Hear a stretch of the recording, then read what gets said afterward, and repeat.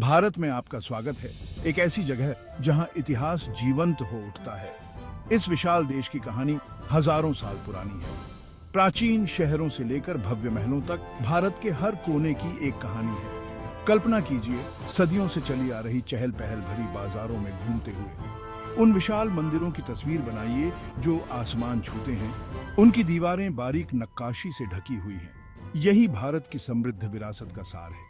यह एक ऐसी जगह है जहां अतीत और वर्तमान एक साथ पूर्ण सामंजस्य में नृत्य करते हैं। तो आइए समय यात्रा पर निकलते हैं और भारत के अतीत के अजूबों का पता लगाते हैं। हमारी यात्रा 5000 साल पहले सिंधु घाटी में शुरू होती है।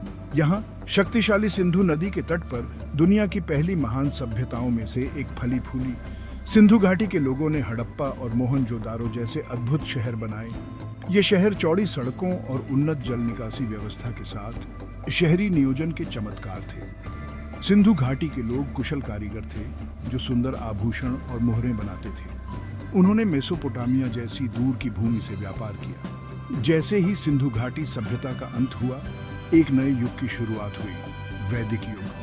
वेद, प्राचीन पवित्र ग्रंथ हमें शुरुआती भारतीयों की मान्यताओं, रीति रिवाजों और जीवन के तरीके के बारे में बताते हैं। इस समय के दौरान हिंदू धर्म की नींव रखी गई थी और रामायण और महाभारत जैसे महान महाकाव्यों की रचना की गई थी। वैदिक युग महान बौद्धिक और आध्यात्मिक विकास का समय था, जिसने भारत की समृद्ध दार्शनिक परंपराओं का मार्ग प्रशस्त किया।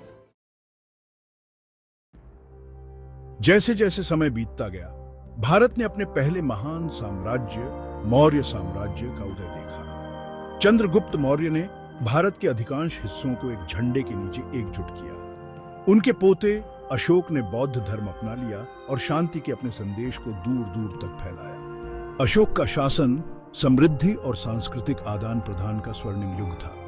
मौर्यों के बाद एक और स्वर्णिम युग आया, गुप्त साम्राज्य। इस काल को अक्सर भारत का स्वर्णिम युग कहा जाता है, जो कला, साहित्य, विज्ञान और गणित में महान उपलब्धियों से चिह्नित है। शून्य और दशमलव प्रणाली की अवधारणा इसी समय से आई है। भारतीय खगोलविदों ने यह पता लगाया कि पृथ्वी गोल है और अपनी धुरी पर घूमती है।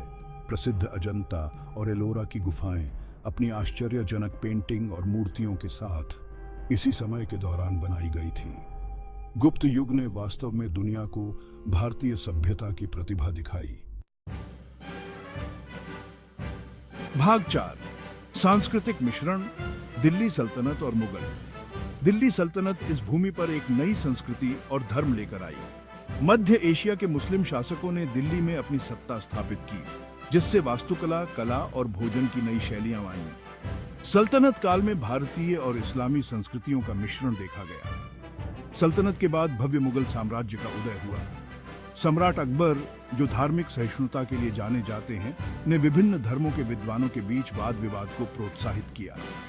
मुगल काल ने भारत को उसके कुछ सबसे प्रतिष्ठित स्मारक दिए, जैसे ताजमहल। मुगल कला अपनी नाजुक लघु चित्रों के साथ दुनिया भर में प्रसिद्ध हुई। मुगल बादशाह साहित्य कला और स्थापत्य कला के महान संरक्षक थे। मुगल युग वास्तव में भारत के सांस्कृतिक इतिहास के एक उच्च बिंदु का प्रतिनिधित्व करता है। भाग 5, औपनिवेशिक युग और स्वतंत्रता संग्राम। यूरोपीय व्यापारिक कंपनियों के आगमन के साथ भारत की कहानी ने एक नाटकीय मोड़ ले लिया। ब्रिटिश ईस्ट इंडिया कंपनी ने धीरे धीरे देश के बड़े हिस्से पर कब्जा कर लिया। 19वीं सदी के मध्य तक भारत का अधिकांश भाग ब्रिटिश शासन के अधीन था। कई भारतीयों ने ब्रिटिश शासन का विरोध करना शुरू कर दिया, जिससे 1857 का महान विद्रोह हुआ। महात्मा गांधी जैसे नेताओं के साथ 20वीं शताब्दी में स्वतंत्रता संग्राम ने गति पकड़ी। गांधी के अहिंसक प्रतिरोध के दर्शन ने लाखों लोगों को प्रेरित किया। अंततः 15 अगस्त 1947 को भारत ने अपनी स्वतंत्रता प्राप्त की। चुनौतियों के बावजूद भारत ने एक लोकतांत्रिक गणराज्य बनना चुना। नव स्वतंत्र राष्ट्र को कई बाधाओं का सामना करना पड़ा, लेकिन यह आधुनिक दुनिया में अपना रास्ता खुद बनाने के लिए तैयार था। भाग 6, आधुनिक भारत एक वैश्विक शक्ति। आजादी के बाद भारत के सामने भारी चुनौतियां आईं।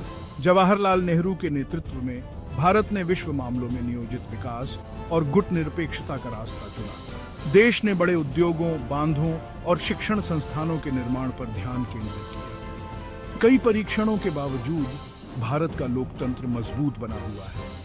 आर्थिक सुधारों ने इसे दुनिया की सबसे तेजी से बढ़ती अर्थव्यवस्थाओं में बदल दिया है। भारतीय कंपनियां अब आईटी, फार्मास्यूटिकल्स और अंतरिक्ष प्रौद्योगिकी जैसे क्षेत्रों में वैश्विक स्तर पर प्रतिस्पर्धा करती है। आधुनिक भारत अपनी समृद्ध सांस्कृतिक विरासत को संरक्षित रखते हुए भविष्य को अपनाने के बारे में है।